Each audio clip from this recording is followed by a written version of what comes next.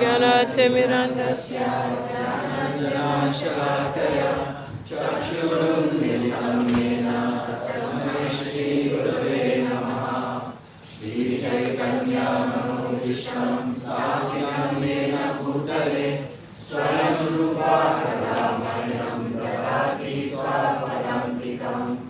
वन्देऽहं श्रीगुरो श्रीयुतापदकमलं श्रीगुरो वैष्णवांश्च श्रीरूपां सागरजातं सागररघुनाथं विततं सजीवं साद्वैतं सावधूतं परिजनसहितं कृष्णचैतन्यदेवं श्रीराधा कृष्णपादान् सकलललिता श्रीविशाखान्वितांश्च। हे कृष्ण करुणा सिन्धो दीनबन्धो जगत्पते गोपेश गोपिकान्त नमोऽस्तुते। तप्तकाञ्चन गौराङ्गी राधे वृन्दावनेश्वरी वृषभानुसुते देवी प्रणमामि हरिप्रिये। नमस्कार भगवद्गुरुभ्यश्च कृपा सिन्धुभ्येव च पतितानां पावनेभ्यो वैष्णवेभ्यो नमो नमः। जय श्री कृष्ण चैतन्य प्रभु नित्यानन्द श्री अद्वैत गदाधर श्रीवासदि गौरभक्तवृन्द। हरे Krishna Krishna Krishna Hare Hare Hare Ram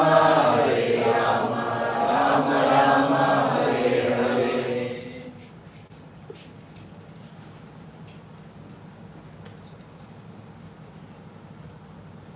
Okay, so today is a festival, and it is Sri Radhastami.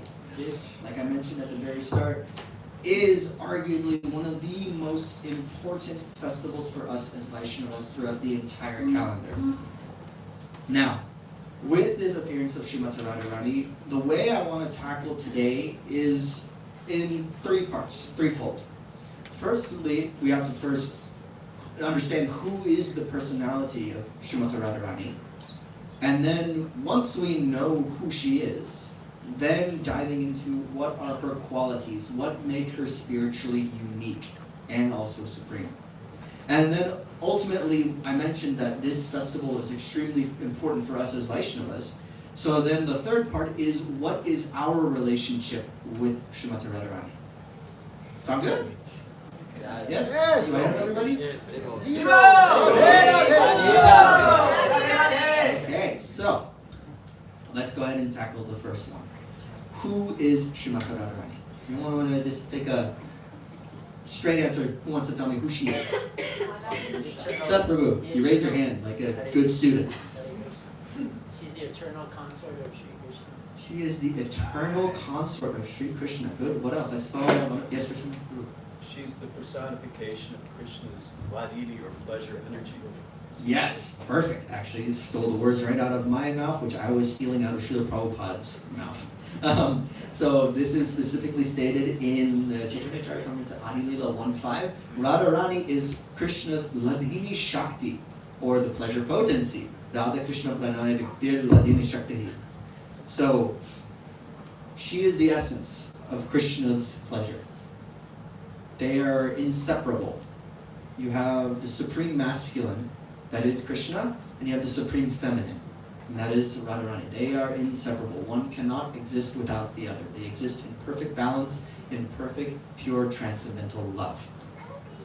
But, of course, that's just me saying it, but of course, we also have to look at our Shastra to understand this relation. Who has the microphone right now? Sunil Prabhu. Would you like to? Hare Krishna. Sri Brahman Samhita 5.37 Anand Chinmaya Rasati Bhavati Bhavesi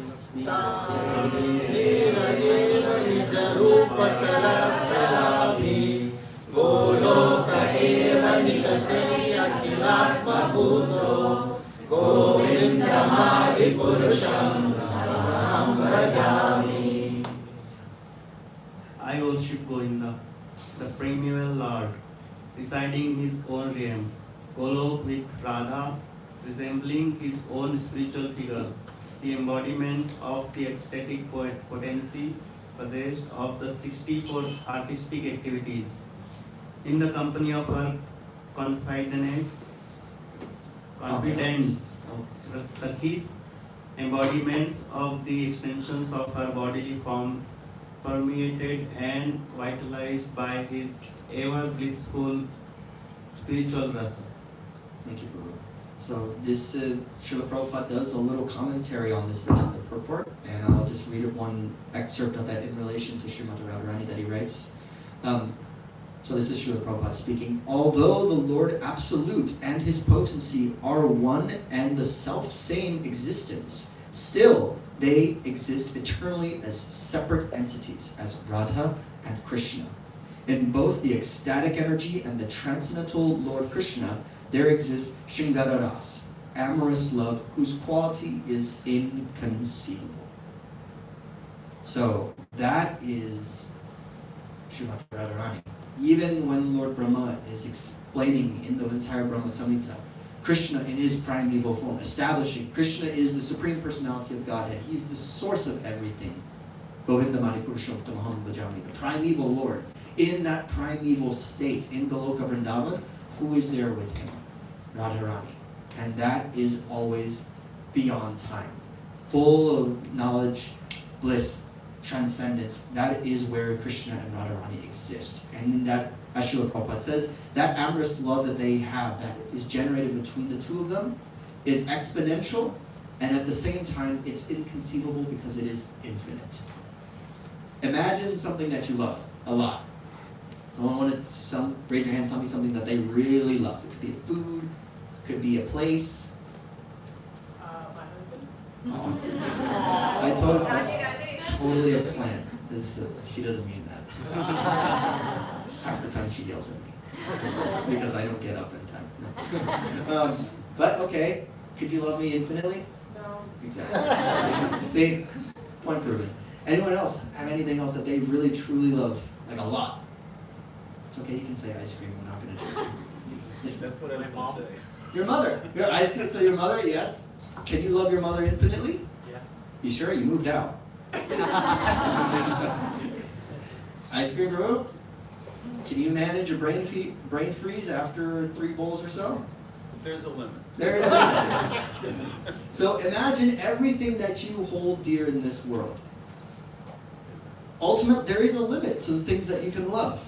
Whether it's your spouse, your parents, your favorite snack. There's only so much, yes, I love it, but I can't fully give full unconditional love constantly without end. Our senses are limited in capacity. She can only tolerate me so much before I get annoying. We can only tolerate our mom too much before she starts fixing our hair, tucking in our shirt more. Or our teeth start to get cavities or our brain starts to freeze. We have limits in this material world for things that we can love. But there is one thing one person that we can love infinitely with no restriction, and that is Krishna. But there's one person who can do that better than anybody else. That is Srimati Radharani. So they are one, separate, and they are together. Now, there is a name for Krishna that is Radha Vallabha. Does anybody know what that means? No one want to take a guess? Radha Vallabha. It's one of Krishna's names. Yes, I guess what? it's like someone who pleases Radharani. Yes. So Srila Prabhupada actually translated it as Krishna who pleases Radharani. Only Krishna can please Srimati Radharani, so he is known as Radha Vallabha. So, if only Krishna can please Radharani, and vice versa, the only way you can truly bring Krishna happiness is via Srimati Radharani. And if Krishna is the Supreme Personality of Godhead, and his relationship with her is permanent and fixed, then by that logic, Srimati Radharani is supreme. If Krishna is supreme, Radharani is supreme. So, these are 2 experts. Max, do you have the mic? Do you want to read the first one? These are both two excerpts from the translations of Nectar Instructions 10 and 11. So if you want to read the first one, and then pass on and have someone else read the second. The gopis are. She is supreme. The gopis are exalted above all the advanced devotees because they are always totally dependent upon Sri Krishna, the transcendental cowherd boy. Among the gopis, Srimati Radharani is the most dear to Krishna. Oscar, you want to read the next one? You're right there. I can't see from this. But I'll get what you're posting. Of the many objects of favorite delight, and of all the lovable damsels of Raj Bhumi, Srimati Radharani is certainly the most treasured object of Krishna's love. Thank you, Prabhu. So, in the purport of the 10th verse from the Nectar of Instruction, Srila Prabhupada actually goes into a little more detail into this concept and this understanding. So this is from the purport. Thus, all of the devotees who have developed unalloyed devotional love for Krishna, the gopis are most exalted. And out of all of these exalted gopis, Srimati Radharani is the highest. No one can excel the devotional service of Srimati Radharani. Indeed, even Krishna cannot understand the attitude of Srimati Radharani. Therefore, he took her position and appeared as Sri Chaitanya Mahaprabhu just to understand her transcendental feelings. Process that for a second. The Supreme Personality of Godhead, the primeval source of all creation, every single thing in the material world and spiritual world, cannot understand his companion's love for him. It is beyond the knower of all things. There's a point where he actually has to manifest an avatar to understand that love. And then to also show us how we can also understand and how we can serve in that mindset. Thank you. Now, to understand Radharani, now that we know who she is the Ladini Shakti. She is Krishna's eternal consort. We established? Yes? Everyone's on the same page? Excellent. I'm seeing some nods and blank stares, so just like in university, that means we're good to move on to the next slide. We're going to now dive into some of her qualities, which there are a lot. Does anyone know offhand how many there are? 64? That was Krishna. 25. Yeah, very good. If you were part of our WhatsApp group, you'll know that Dvaitana Prabhu actually sent that out. So there is your excuse. If you didn't know, join the WhatsApp group. You will have a little bit of preparation for classes. So, let's go ahead and dive into all of the qualities of Srimati Radharani. Of course, we will talk about the 25 established qualities, but then we'll expand on those in the different ways that they relate to Krishna, to us, and so forth. So, take a deep breath. Who has the mic right now? I'm going to have you read the first section. Max, can we pass it to... Yeah, okay, we have one here. Parvati, do you want to tackle the first one? All right, I will have you read the first 9 qualities. And for a reference, this is from Madhya Lila, which is also quoting from the Sri Radha Prakarana 11 through 15. Srimati Radharani's 25 chief transcendental qualities are: she is very sweet, she is always freshly youthful, her eyes are restless, she smiles brightly, she has beautiful auspicious lines, she makes Krishna happy with her bodily aroma, she is very expert in singing, her speech is charming, she is very expert in joking and speaking pleasantly. Thank you. So, already strong, establishing how captivating she can be, specifically for Krishna. Now, the context for these qualities that they're being explained in the Chaitanya Charitamrita is this is actually a conversation between Mahaprabhu and who? Does anybody know? If you clue, is one of the Goswamis. Sanatana Goswami, yes. And they're they're talking about the symptoms of emotion and love, and the process of which how to awaken that loving relationship with Krishna, and what characteristics manifest. And of course, the perfect prime example are these qualities that Srimati Radharani exhibits. Okay. Did you pass the microphone right? Perfect. So you want to read the next? 10. She is very humble and meek. 11. She is always full of mercy. 12. She is cunning. 13. She is expert in executing her duties. 14. She is shy. 15. She is always respectful. 16. She is always calm. 17. She is always grave. 18. She is expert in enjoying life. 19. She is situated at the topmost level of ecstatic love. 20. She is the reservoir of loving affairs in Gokul. Thank you. So, I'd like to emphasize number 11. She is always full of mercy. How long did we have to fast today?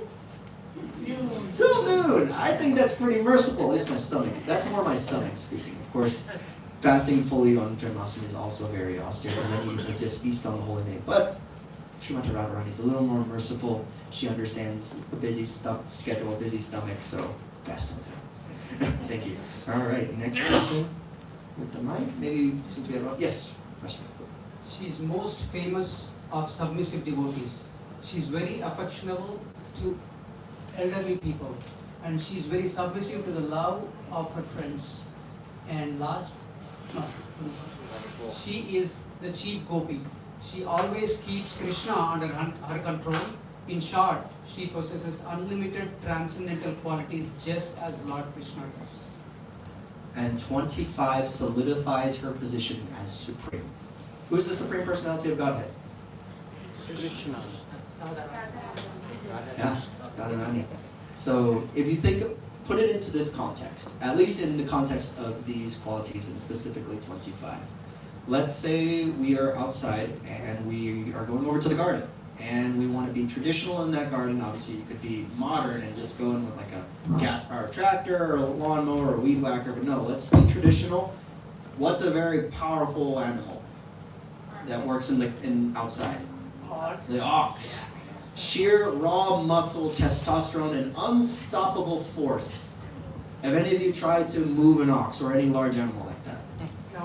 No, it's hard. I used to work on a horse farm when I was younger, and I had to try to move a Shire horse. I had to try to just push him out of the stall so I could put feed into his bowl. It's a 1-ton animal. You're not moving that animal. He he did step on my toe once and didn't break it, but I did have a little fracture in my toe. But there was no moving that horse. But now think of it in the context of an ox that is out in the yard. It's the most powerful entity in the entire area. The peacocks can do nothing to that ox. The ants they'll try to bite, but to them, they're ants. The ox doesn't notice. But then the person who's driving the ox, all of that power, they can tell them, go left, go right, stop, pull hard here. They have all this control over the most powerful entity. But the ox does so willingly. The ox does not complain. It's not going to turn around and ram its horns at its driver. It's going to do it out of love because it knows that relationship is reciprocal. This is the same way that Srimati Radharani can control Krishna. Krishna is the primeval supreme Lord. Everything emanates from him. And yet Srimati Radharani can control him through her love. And it's that love that captivates her. What's a name for Krishna in Potomac, for those of you who know? In what? In Potomac, what's the deity's name? Madan Mohan. Obviously we could talk about the one in Vrindavan, but there's so many Krishna deities in Vrindavan, but also because I grew up in Potomac. So, what does Madan Mohan mean? Flash. Attractor of Cupid. Yeah, the enchanter of Cupid. Cupid is the god of love. You get shot by one of his arrows, you're instantly enamored. Krishna is the one who captivates the mind of Cupid, the god of love. Now what to say of Srimati Radharani? She's the one that captivates the captivator of Cupid. It's like a trickle-down effect. So ultimately she is at the top of that pyramid. And she is the ultimate servant and controller. While she sits at that position where she can control Krishna, how does she control Krishna? Through her service. Thinking at every single moment, how can I serve Krishna? How can I maintain that relationship? I cannot bear not to serve Krishna, to be with him. This is actually, there's a very beautiful pastime exhibiting this in the Srimad Bhagavatam in chapter 30.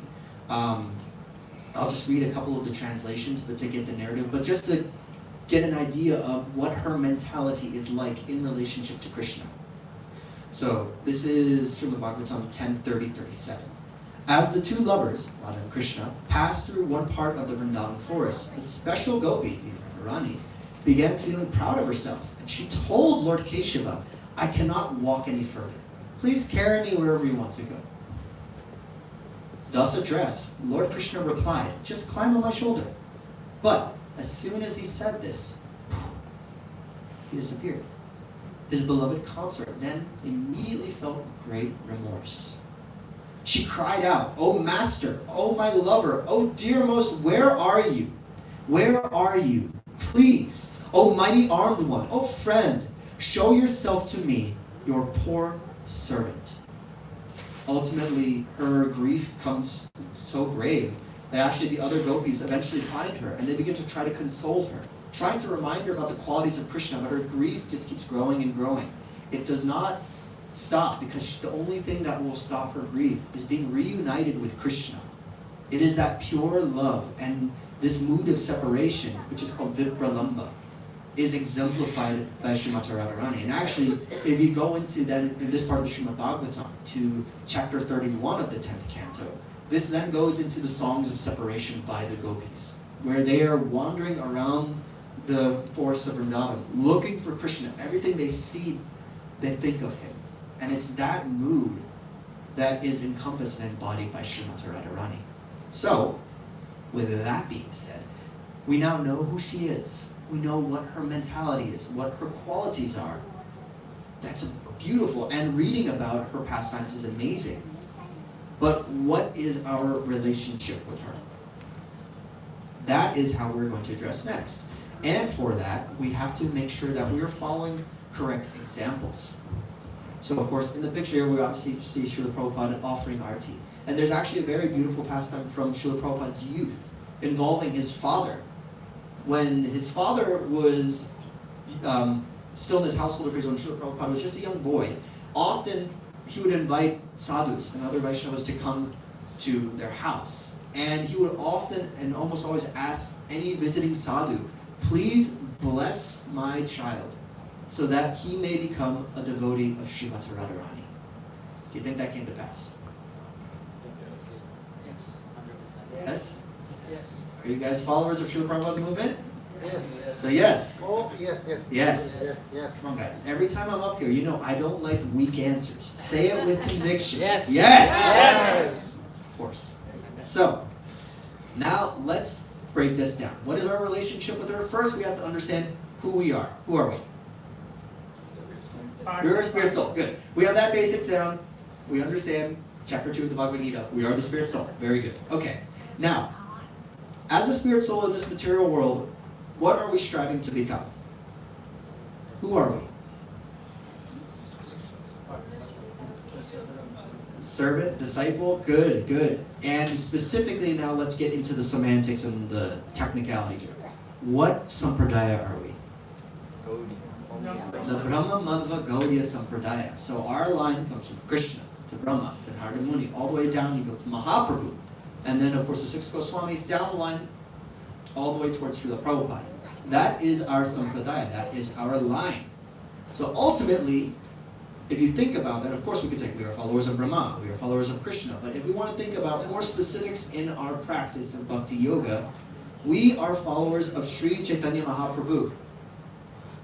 And if you recall at the beginning, we did quote a couple of verses, but we'll revisit one of those verses in more detail, going back to the Chaitanya Charitamrita. Who has the mic? Perfect. Rishikesh Prabhu, would you like to tackle this verse for me? Radha Krishna Pranaya Vikrite Ladini Shaktir Asma Ekatmanav Api Bhuvi Pura Deha Vedam Katau Kau Chaitanyakhyam Prakatam Adhuna Tat Vayam Chaityam Apadam Radha Bhavati Suvaitam Naumi Krishna Swarupam. The loving affairs of Sri Radha and Krishna are transcendental manifestations of the Lord's internal pleasure-giving potency. Although Radha and Krishna are one in their identity, previously they separated themselves. Now these two transcendental identities have again united in the form of Sri Krishna Chaitanya. I bow down to him. who has manifested himself with the sentiment and complexion of Srimati Radharani, although he is Krishna himself. So we are devotees of Radha and Krishna, but we are devotees of Radha and Krishna in the form of Sri Chaitanya Mahaprabhu. We follow his example. And specifically, we also make sure to do this because he manifested in the Kali Yuga, because otherwise, without Mahaprabhu's mercy, it's impossible to understand Radha and Krishna and then understand the position of Srimati Radharani without understanding Sri Chaitanya Mahaprabhu. We could have ladies who are speaking. Go ahead. Swamadhurya Radha Prema Rasa Aswadite Radha Bhava Angi Karyache Padamade. To taste the mellows of Srimati Radharani's loving affairs and her relationship with Krishna, and to understand the reservoir of pleasure in Krishna, Krishna himself, as Sri Chaitanya Mahaprabhu, accepted the mood of Radharani. In relation to this verse, in the purport, Srila Prabhupada actually writes, Srila Bhaktisiddhanta Saraswati Thakur writes in his Anubhasya, Sri Gaurasundar is Krishna himself with the attitude of Srimati Radharani. Sri Chaitanya Mahaprabhu never gave up the attitude of the gopis. So, let's focus now a little on Mahaprabhu and then recall back to when we were talking about the qualities of Srimati Radharani. All the qualities that Srimati Radharani exhibits, Mahaprabhu exhibits. And actually to showcase that, I'd actually like to read a little excerpt. This is The Glories and Pastimes of Radharani. This is His Holiness Bhakti Purushottam Maharaj's book.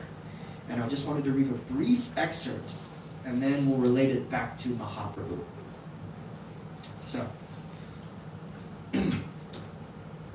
So this is a following description of actually Krishna and Balaram are just about to leave Vrindavan, and this is how Srimati Radharani reacts when she hears that Krishna is leaving Vrindavan. With Krishna and Balaram on the chariot about to depart with Akrura, Vishaka and Radha's other close friends were hesitant. Would they tell Radha about Krishna's departure to Mathura or not? How could Radha tolerate being separated from Krishna? Even the fraction of a moment Krishna was absent from Radha's vision due to the blinking of her eyes was unbearable for her. Indeed, she was known to glorify the good fortune of the fish who have eyes that never blink. When Radha heard the tumultuous sound of the gopis crying, she took off running like a frightened doe, agitated by transcendental madness. She spoke incoherently. Lalita and Vishaka tried to console their friend, but what could they say to pacify her? One moment she cried bitterly. The next moment she rolled on the ground in front of Akrura's chariot. And the next moment she gazed at Krishna's face with tear-filled eyes. Under normal circumstances, she would never look directly at Krishna, even in the confidential association of her gopi friends. But now she was openly staring at her beloved, and in the presence of her superiors, with a blade of grass between her teeth, Radha begged Krishna's brother Balaram not to leave Vrindavan. But still, Balaram and Krishna shortly left on Akrura's chariot, though Krishna assured the gopis that he would come back soon. Due to Krishna's absence from Vrindavan, the bumblebees stopped drinking honey. The peacocks no longer decorated Vrindavan's forest with their lively dances, and the male Chakravakra birds refused the company of their wives. In separation from Sri Krishna, Srimati Radharani went mad. Her mind was so disturbed by the pain of separation that she ran wildly about or stood like a painted picture. She laughed uncontrollably or wept piteously. She was at times very talkative, while at other times she was completely silent. She would search for Krishna, asking anyone and anything that crossed her path. My dear friend, where is my Krishna, the rising full moon of Maharaj Nanda's oceanic dynasty? Where is Krishna, whose head is decorated with a peacock feather? Where is he? Where is that Krishna, the consummate flute player? Where is that blue jewel? Where is the most expert of all dancers? Oh, please tell me where to find Krishna. Who can save my life by telling me where to find Krishna? Oh Vidhata, controller of the universe, I condemn you for separating me from Krishna. So, here's a little quiz for everybody. I know reading about this can be quite heavy. But ultimately, we can come to understand that this is the highest level of devotion that can be exhibited. But did anybody notice anything about Srimati Radharani's reactions and what she was exhibiting when they related to Sri Chaitanya Mahaprabhu? Did anyone notice any similarities? Separation. Yes, separation. Bless you. And then she went mad, and then Mahaprabhu is also mad. He rolls on the ground, he cries, and then Smiles. he dreams, and he pretty much goes crazy for Krishna. And near the Govardhan, we heard that pastime in his house. He went slept late one time, and he was dreaming of Radha Krishna. So yeah, it's very very similar. They are very extremely similar because once again we understand that Sri Chaitanya Mahaprabhu is Krishna in the mood and the mindset of Srimati Radharani. Krishna wants to understand, how could someone be this mad with love for me? The only way is to actually practice it, to practice bhakti.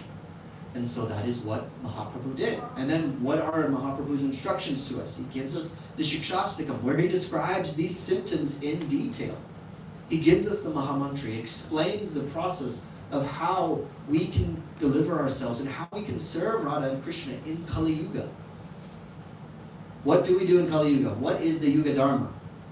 Hare Krishna, Krishna Krishna, Hare Hare, Hare Rama, Hare Rama, Rama Rama, Hare Hare. Good. The Yuga Dharma is Harinam Sankirtan.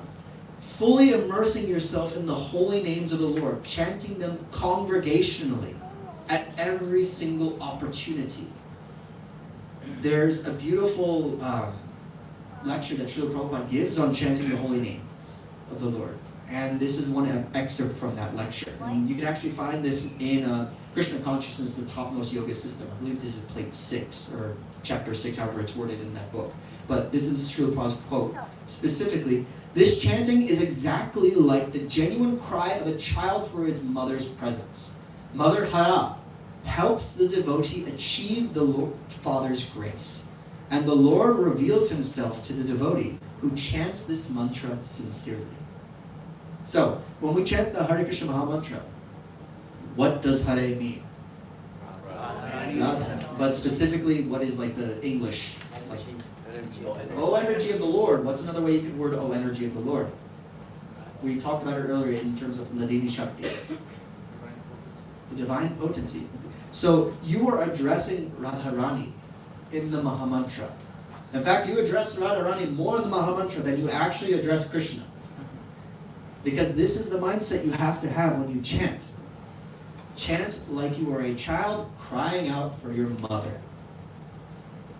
Like a personal anecdote, or I'm sure many of us can relate, when we were little, when he got hurt, you don't cry for dad. You cry for your mom. To quote my dad, when I got hurt, when I was trying to swim, nope, try again. Throw me back in the pool, you're gonna learn. Tough love, fatherly love. Fatherly love can be kind of tough and brutal. And sometimes Krishna, even when Krishna favors a devotee, what does Krishna do? He takes away everything. It's like, oh, you really love me? You don't need that Tesla. You don't need that 6-figure job. You just need service at the temple. So when Krishna really loves you, he gives you some tough love. But that's why we don't call out to dad. We call out to mom. It was like, Mom, help.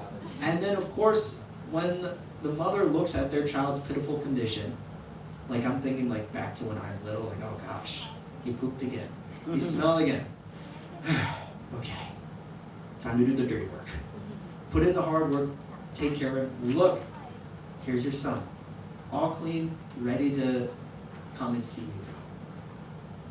That is the mentality you have to have when you chant the Mahamantra. That first Hare to that last Hare.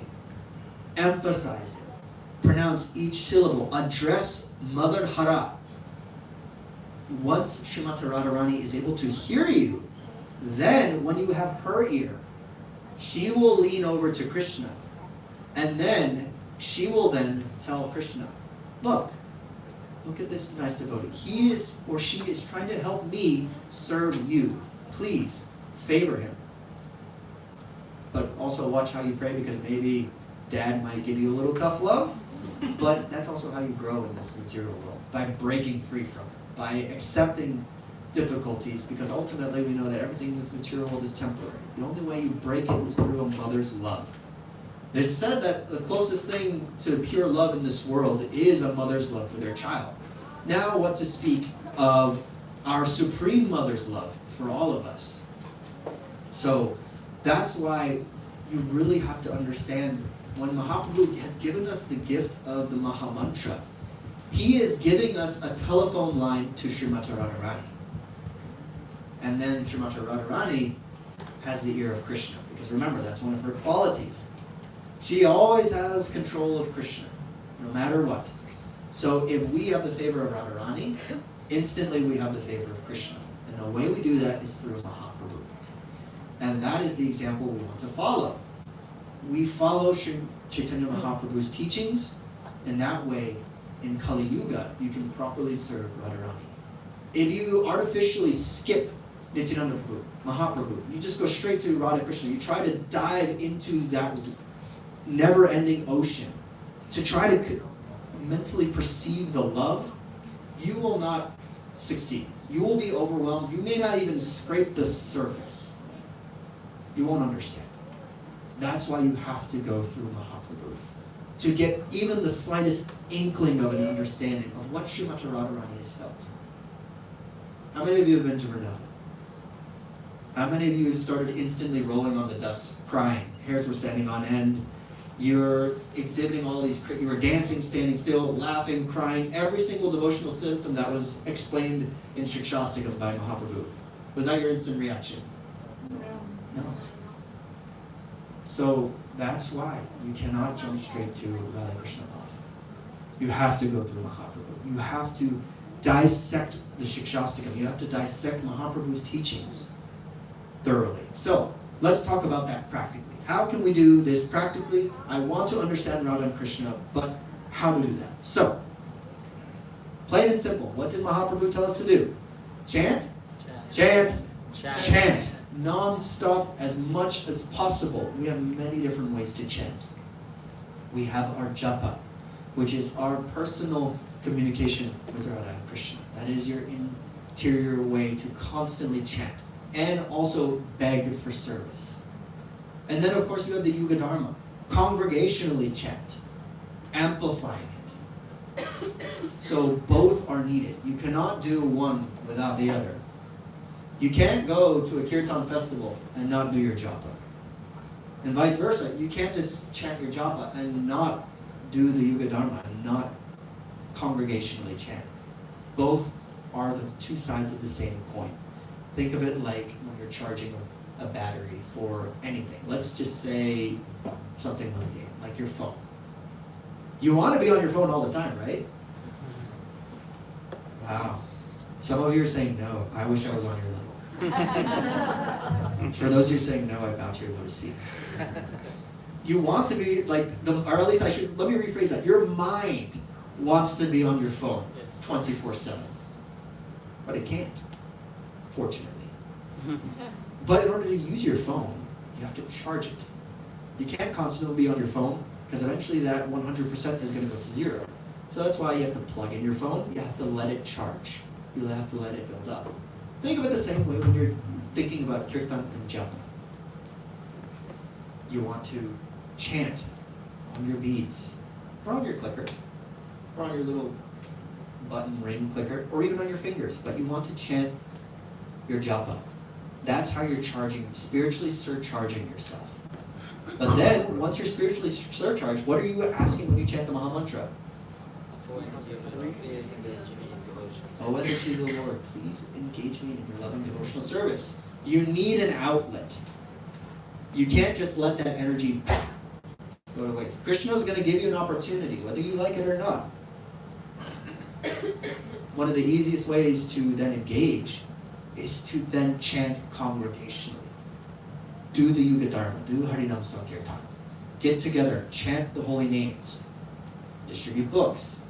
All of these things are how you chant, but you have to do both. There's one anecdote. I remember I was talking with a godbrother of mine, and he was actually we were talking about a Kirtan festival, and his Grace Madhava Prabhu was about to go on. And then my godbrother actually told, did you know that Madhava actually chants 16 rounds before he even considers singing a Kirtan? He won't sing unless he's done his japa.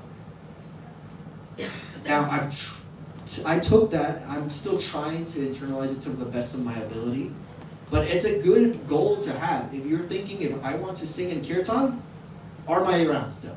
Now, if you're an initiated devotee, of course you want to make sure that's 16. You've done your 16 minimum, done more, excellent. That's the gold standard.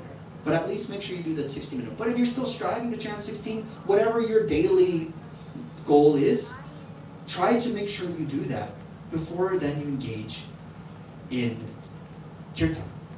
Think of it like, now I'm going to do Kirtan on a 100% battery. I'm going to engage in this service. And that's also when you want to fully immerse yourself in that service. If you're chanting, you're asking Radha, please, talk to Dad. Make Dad love me. She is going to listen if you do it sincerely. And if you do it sincerely, and then that opportunity comes, take hold of it. Do it with full gusto.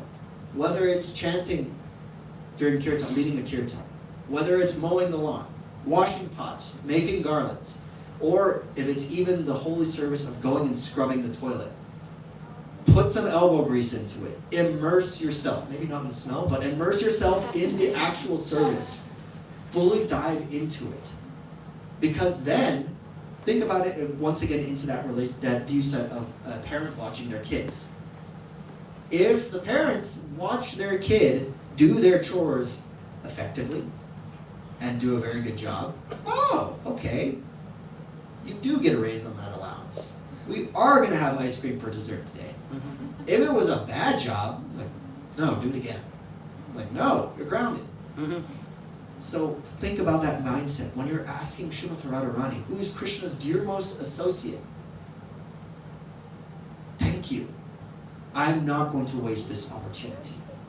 And then, of course, if you get an opportunity, I'm sure many of us when we were growing up, or as we are growing up, parents always told us not to be selfish, not to be greedy. Share that opportunity with others.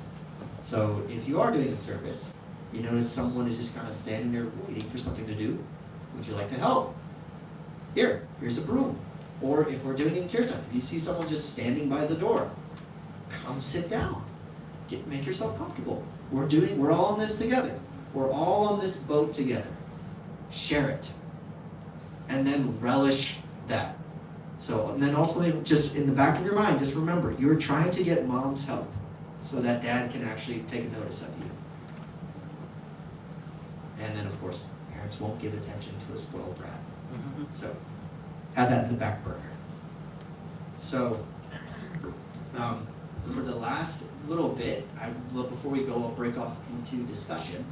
I'd like to leave you guys, or all of you devotees, with this one little tidbit from Srila Prabhupada. So, Srila Prabhupada explains that if you offer your sincere prayer into the hand of Sri Radha, she will recommend you to him, saying, "This devotee is better than me. Please accept her." Digest that for a second. So when we think about prayer, we're always asking for something. I need help on my student loans, which I do. I need help on the mortgage. I need better hours for work. You ask for so many different things. But that's not truly sincere. That's a selfish prayer. But when you consider a sincere prayer, you approach the Supreme Mother, Srimati Radharani, with a humble, meek mindset. Please, let me help you serve Krishna. That servant of the servant mentality. If you do that with full intention and pure humility, that's where you can actually get the supreme topmost person in all the worlds to then consider you higher in a position than her. So that is what I will leave everybody with, to kind of think about that mentality. How can I gradually cultivate, not that it has to be instantaneously, but how in my devotional practice can I cultivate sincere prayer to the point where maybe, not that we're saying it will happen, but maybe, just maybe, Srimati Radha will even consider, not even saying that she's better than me, but just consider having Krishna look my way. So I'll leave you all with that, and then for the last little bit, we'll do discussion, questions, comments, or any favorite pastimes. And then we should have a couple of mics around as well. Max, yes? To your last point, maybe you can confirm or deny. But I heard Yeah, somewhere, here's the. Hare Krishna, I heard somewhere that with the praying mentality was that we could ask for all these things that are troubling us to be fixed. But really, if we have that mentality of how can I please Radharani, please Krishna, then Krishna will take care of everything. Blanket, whole, material and spiritual problems, no matter what you have. Yes. Krishna will take care. But if you constantly just beg for help on these things these problems you think you have, nothing's gonna come. Yeah, so I'll actually circle back then onto my parents' activity. So no one likes a spoiled brat. So think about the concepts that we talk about Srimati Radharani as a mother, and then Krishna as a father. Shri Nitai Gaura Nataraj ki, Shri Radha Govinda Dev ki.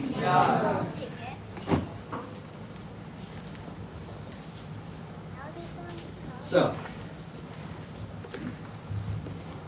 let's think about that then in terms of that father, mother, and child context.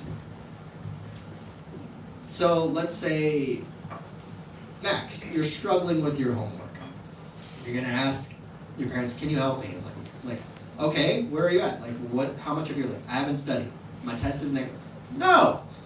I'm not gonna help you. Go study. That mentality of, if you're asking for all these things that you, on your own, theoretically should be able to do, or that will naturally fall into place if you just follow your duty. So if you're a good student and you just listen to your teacher, you do your assignments, and you give a proper amount of time, just as you're expected to, you're gonna pass that quiz. But if you're just not really focusing, oh no, please, Mom, Dad, can you do this project for my science fair tomorrow? Can you do this for me? Can you do this? But you're not putting any effort into your basic duties. The parents aren't going to help you out. But if the parents are watching you, okay, they're studying. They're going through the book. Here, I brought you a mango lassi to keep you hydrated while you're going. I will take care of your needs as you're doing and progressing through this. Ultimately, if we bog down in all of the tiny little sufferings that are going on in this world, you're going to lose. This world is full of constant miseries. Of course, there are temporary pleasures and temporary happiness, but just as many temporary pleasures there are same thing, an infinite number of minor miseries that can accumulate. So ultimately, we should not have to worry about all those minor different things. Focus on our duties. Focus on our service. The parents will take care of it. Think about when you're growing up. Yes, maybe I gotta mow the lawn. I've gotta throw out the trash. But I'm not paying the mortgage. I'm not buying the groceries. I'm not doing all of the big grand schemes. Those are all taken care of because I am just staying in my lane as a child. I am doing what is expected of me. Everything else is taken care of. And look at that. I'm grown, I've graduated, and now I'm an adult in the real world. That's that mentality that you should have. I know oftentimes childlike mentality is given in a negative context, but realistically, a childlike mentality is the perfect mentality if you're a good kid. A child's mentality is pure. It's innocent. It wants to learn. It understands hierarchy. It understands lessons that are passed on from teachers, from parents, absorbing all of that to grow and become better. So if a child is properly nurtured, everything is taken care of. So as long as we go with that mentality of a child that is obedient to the father and mother, listening to them, and doing their duties as expected, the father and mother are going to provide everything they need. They don't need to do anything. So, don't be a spoiled brat. Yes, we got Mike in the back. Hare Krishna. Krishna. This is my first time here. Welcome. Thank you. I have something to share on the same lines. First of all, thank you so much for doing an amazing job.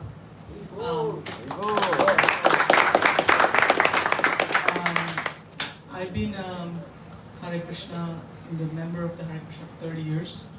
So my biggest test came this year. The fact that I'm standing alive in front of y'all is a miracle because I just got diagnosed with cancer. So talk about the biggest test, right? So I kind of beat it because the only thing I was doing was praying to Radharani. Last year, my dream was to go to Vrindavan. And I booked my tickets, I booked my plane tickets, everything. And the first time, some of you remember 2 years ago, the whole Yamuna river flooded. And so I couldn't get to Vrindavan at all. So then I realized what is the mistake I'm making, because I love Krishna so much and I've been doing all this, and why is not? Talk about tests, right? And so I realized that the one permission that I needed was Radha's permission, right? And then I realized what really love was, because I was loving Krishna in a way that I didn't include Radhaji, right? I realized my mistake, because Radha teaches you love where you merge with Krishna. You know, you just merge. There's no such thing as a separation. It's an illusion. So when I learned that, I started living my life as a monument to my soul. So I'm here and I consider it a blessing, and thank you for welcoming me, but I appreciate it because I believe everybody is a teacher and a student. And learning through that, I feel Radhaji comes in her own ways, in different forms, to teach me lessons, and I'm learning to learn the art of surrender. Thank you.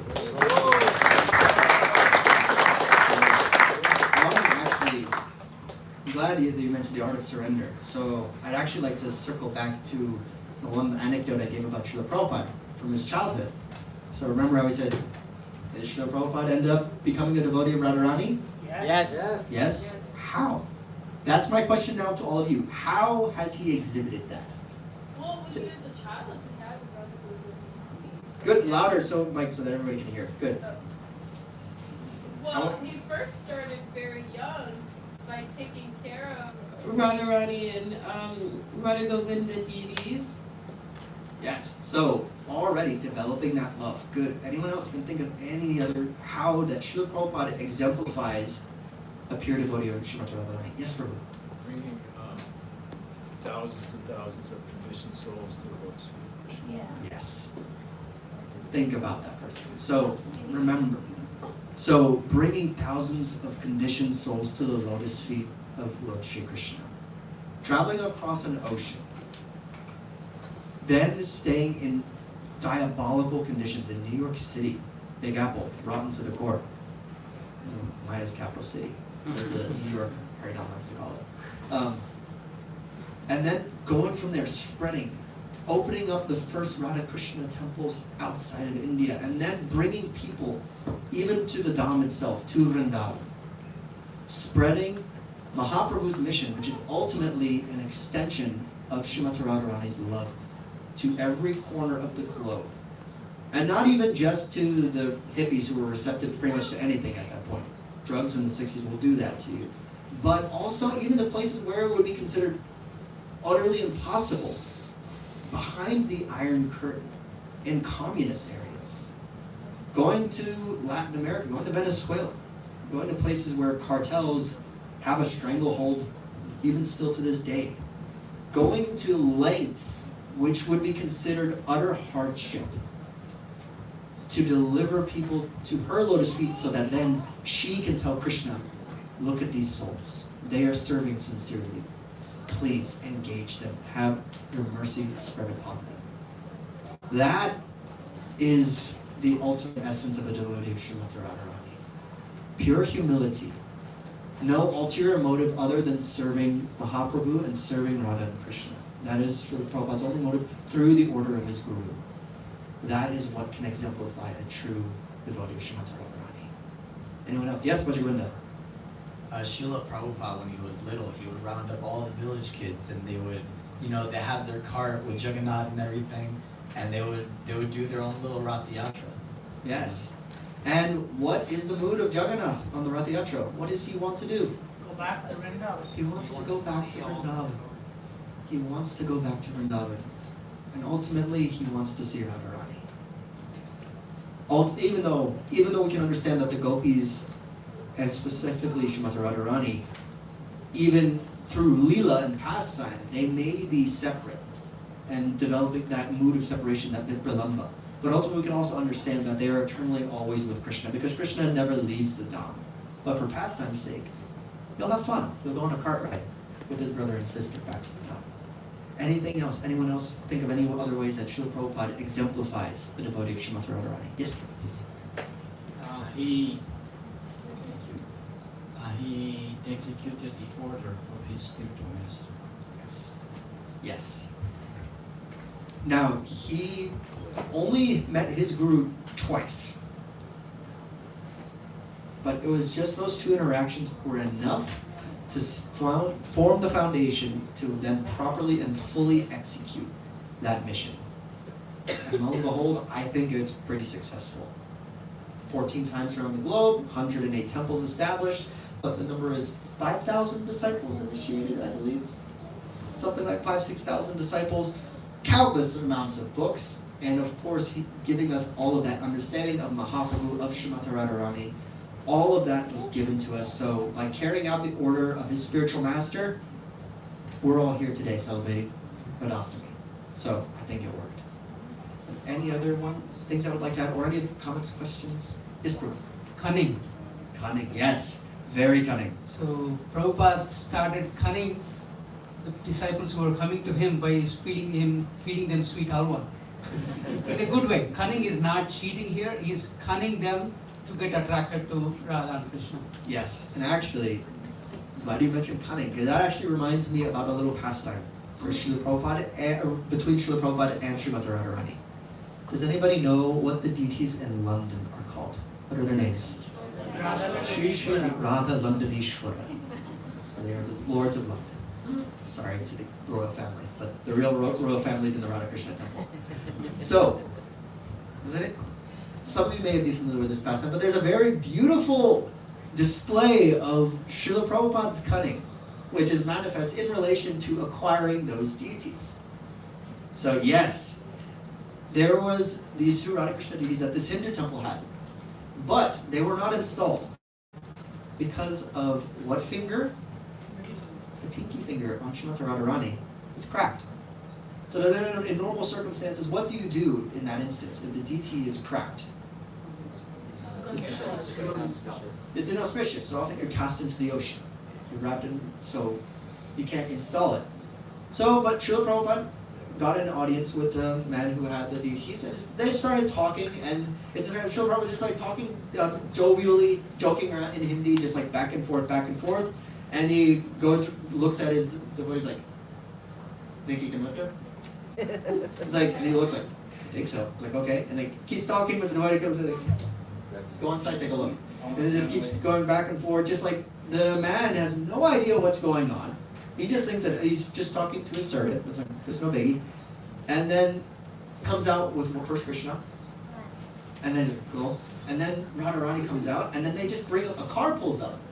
Door opens, the deities are put in. They're still like, Swamiji, wait. And then Srila Prabhupada says, yes. Like keeps talking, like as completely oblivious but fully fixed, these deities are coming with us. Door closes, Radha and Krishna are in the vehicle, and Srila Prabhupada is waving, saying goodbye to the man, and they drive off and they install the deities.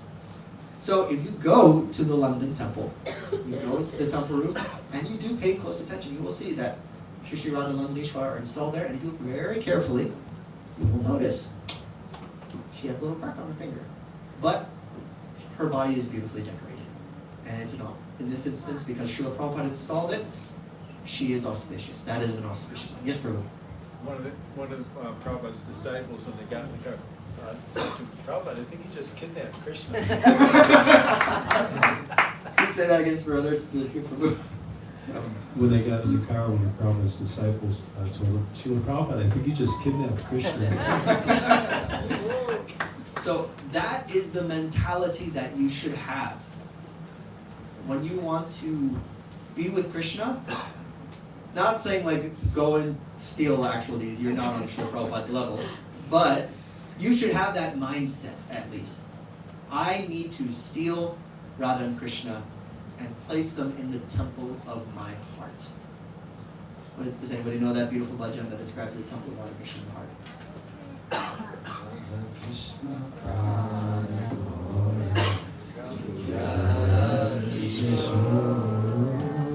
Very beautiful legend, beautiful mentality. Radha and Krishna reside in my heart. And ultimately, as Vaishnavas, that is what we should strive to attain. Of course, we understand that we have Paramatma, we have the super soul in our heart. But that Paramatma is who specifically? As like for, think like your standard conditioned soul in the material world. Who is Paramatma? What form?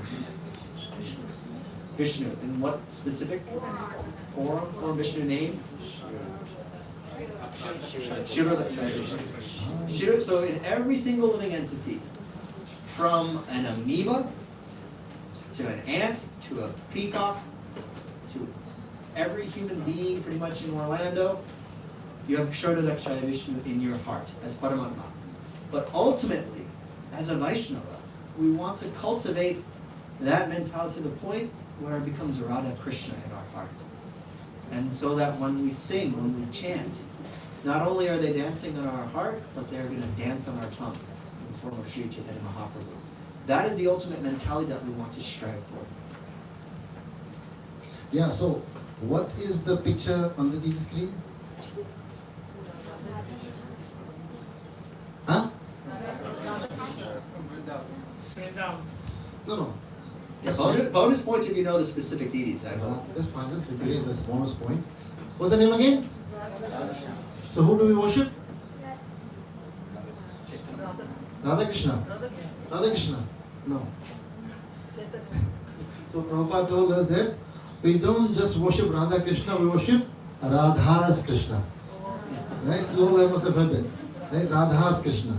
That's why Bhaktisiddhanta said one time that, if you go to Vrindavan, everyone say Radhe, Radhe, Radhe, Radhe, Radhe, Radhe. We don't say Radhe, we say Hare Krishna. Right? Hare Krishna combines the both energy together with the servant and the Lord at the same time. Right? Because Krishna is subservient to Radha Rani. Right? So that's why we worship Krishna. Because he is subservient to Radha Rani. Radha Rani is the purest devotee. So we want to be sure that we say we are worshipping Krishna because he is worshipping Radha Rani. So we worship Radha's Krishna. Right? Krishna belongs to Radha Rani. Prabhu, one small request. Yes. I have my two wonderful friends here. Can you go to the last slide before? And can you just take 2 minutes in Spanish? Claro. Okay.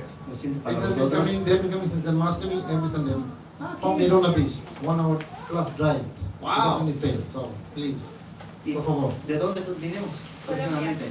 Colombia, ok, qué bien. Soy boliviano. Okay. Pero ni modo. ¿Cómo practicamos?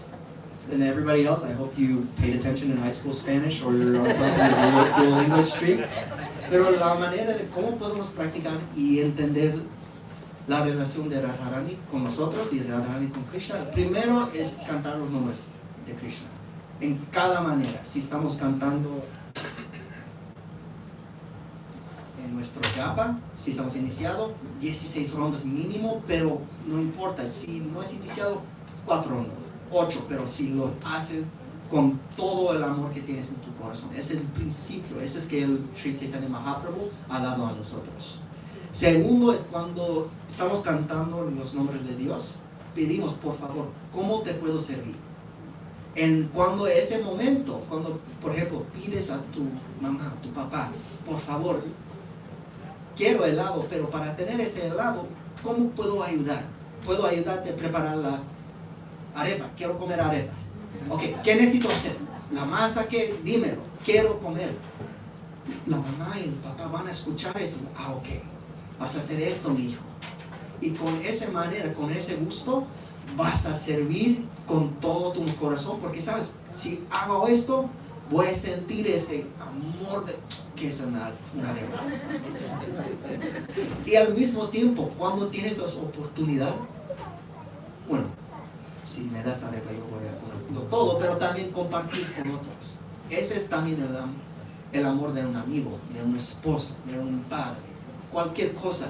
Si me das algo que me da tan alegre a todo mi alma, le voy a dar a ella, a él, a cualquier persona.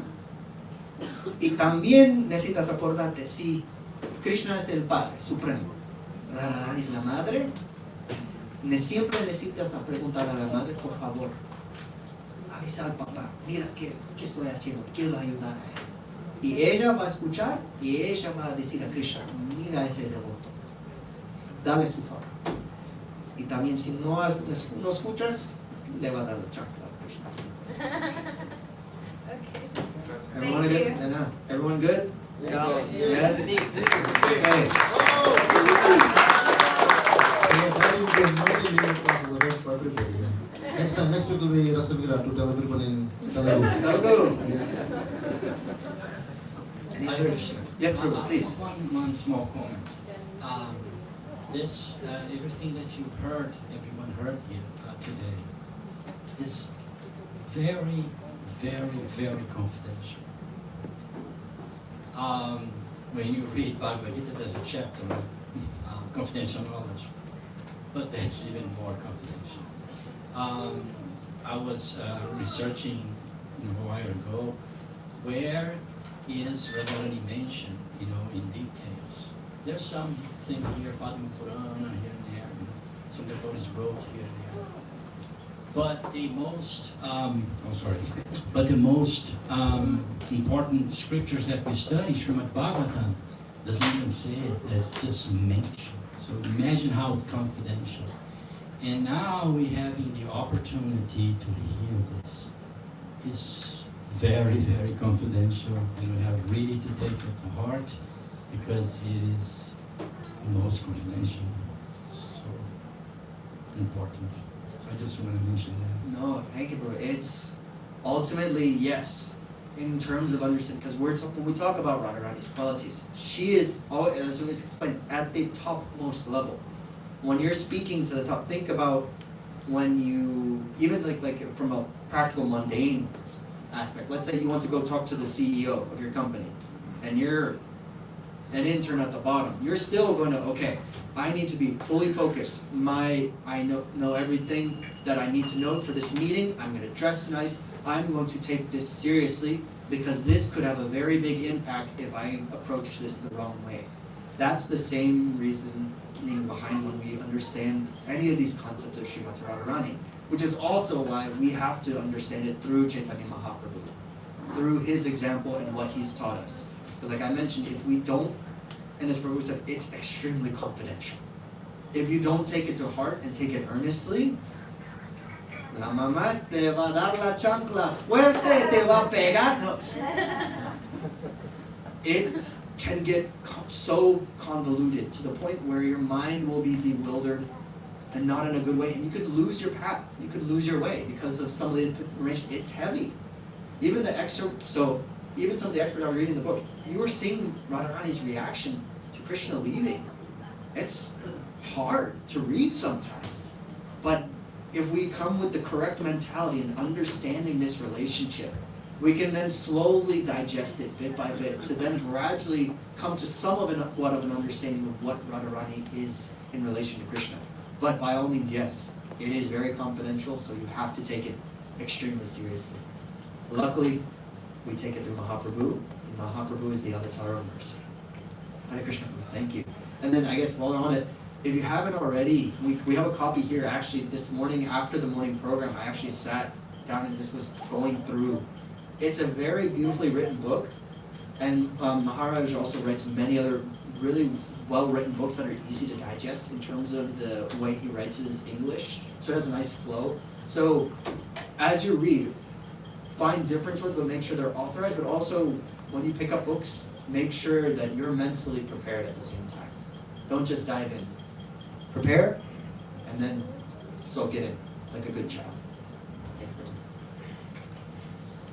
Any others before? Mention Yes. what quality of Radharani? Like this, I never forget. Every time the Radhastami comes, when Radhastami come, I always remember this. That every time Radharani would prepare dishes for Lord Krishna, she never repeated a dish. Yes. So, I mean, just imagine how it's not easy because sometimes, suppose, and like her favorite dish is arbi, kolokesi, what is it called? I don't know what it's called in English. Ido. So, we as mothers or, wife, we can prepare 2 to 3 ways, but she would prepare like so many different ways. So it's definitely, I mean, the way Prabhu explained the class, it's like, it's her intense love for Krishna that is making her not repeat any dish. So, we can just follow in her footsteps, that's all. Yeah, I mean, even if you want to think, so Radharani, her kingdom is the kitchen. She can make an infinite number of dishes.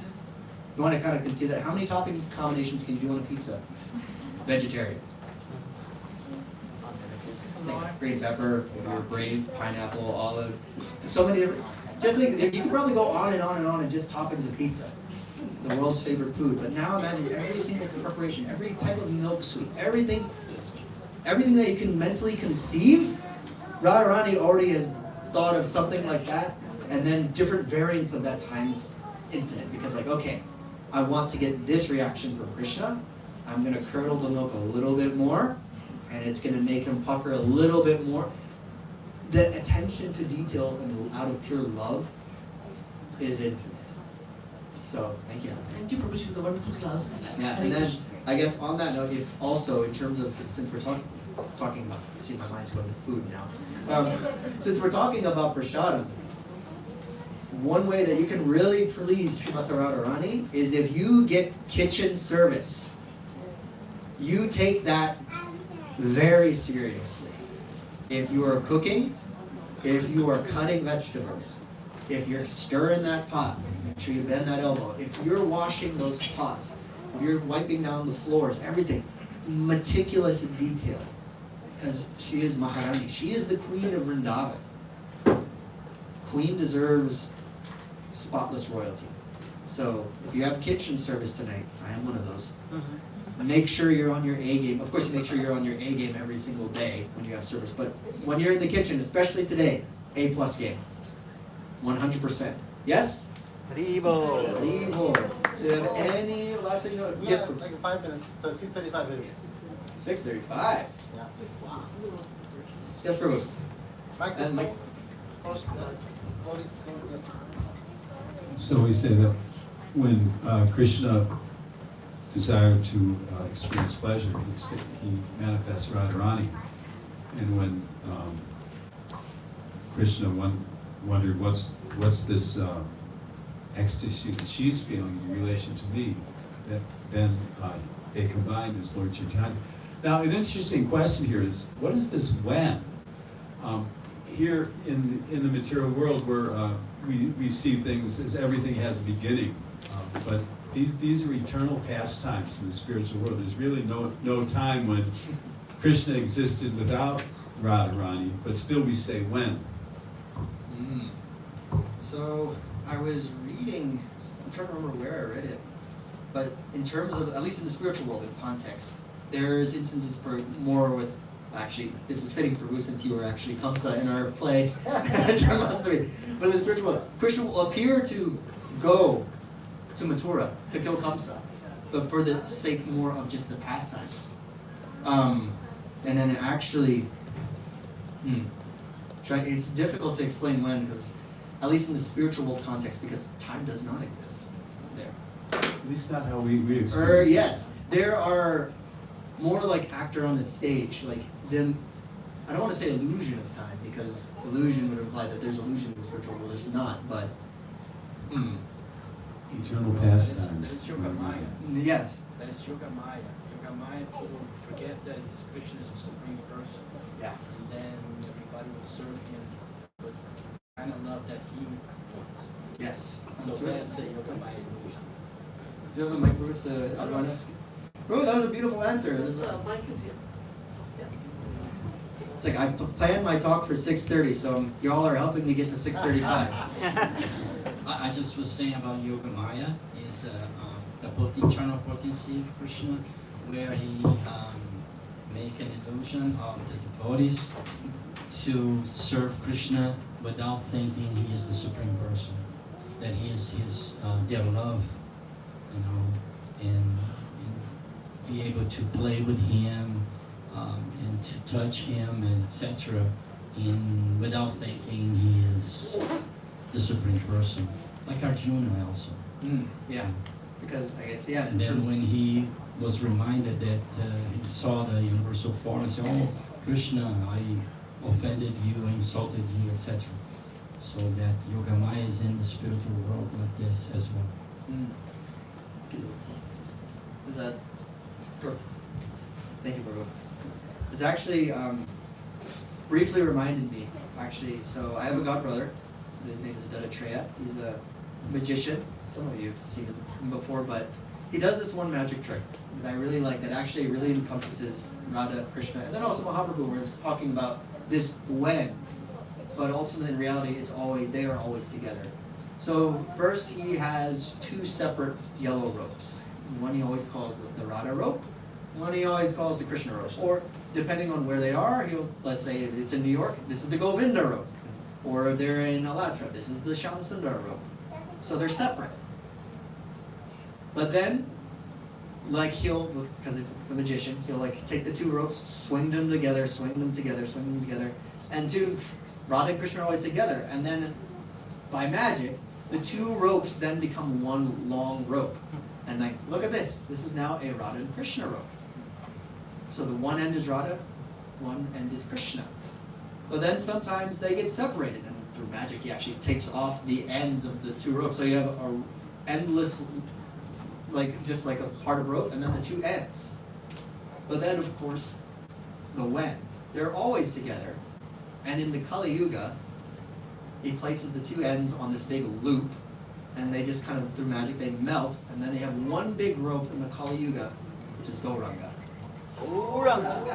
So, even magic can be spiritualized. So, yes.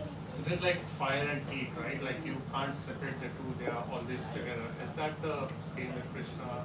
And the complete package is Mahaprabhu who is displaying both of them together. You can use fire as an analogy in some instance, but usually fire is more in terms of Krishna and his expansive energy. But of course, the Ladini Shakti is his pleasure potency, is a form of energy, but Radha has a form. So that's also an important thing to make note of. So it's more of, if you think of, you have one fire here, you have one fire here, what happens when you put the two flames together? They get even bigger, and they exemplify it. And actually, it says when Krishna is desiring to love Radha, Radha loves Krishna more, and then that causes Krishna to love her more, and then Radha loves her more, and it's exponential building on top of each other until when you start with just a little flame, you have a blazing inferno of love. So it's more, think of it in terms of two flames that come together, but at the same time, they're always together. Second question I had was, when I was focusing on Radha, right, you see Ram, or it's like light, and Dha is like magnifies it. So that is what I was thinking. Is that a correct interpretation, that she is somebody who magnifies, or who, when you focus on Krishna, right? Is that a correct interpretation, that someone who magnifies his love or devotion towards Krishna, being his internal potency? Now there is the meaning of Radha. Yeah, I have to research that. Raga and Dha. Huh? Ra comes from Raga and Dha comes from Dhavati. Yeah, right. Say it now, please. Ra comes from Raga and Dha comes from Dhavati. Yeah, but meaning, you know the meaning? So, yeah, we can discuss the meaning later on. Okay, and last thing is, in Sanskrit we say Aradhya or Aradhana. Yes. So they are always, I was trying to search it on Wikipedia. Is that tied to the devotional aspect, that we are already looking at Krishna as a worshipper? So she's somebody who signifies that devotional service to Krishna. She is the ultimate embodiment of service to Krishna. No one serves Krishna except her. We just help her. Thank you.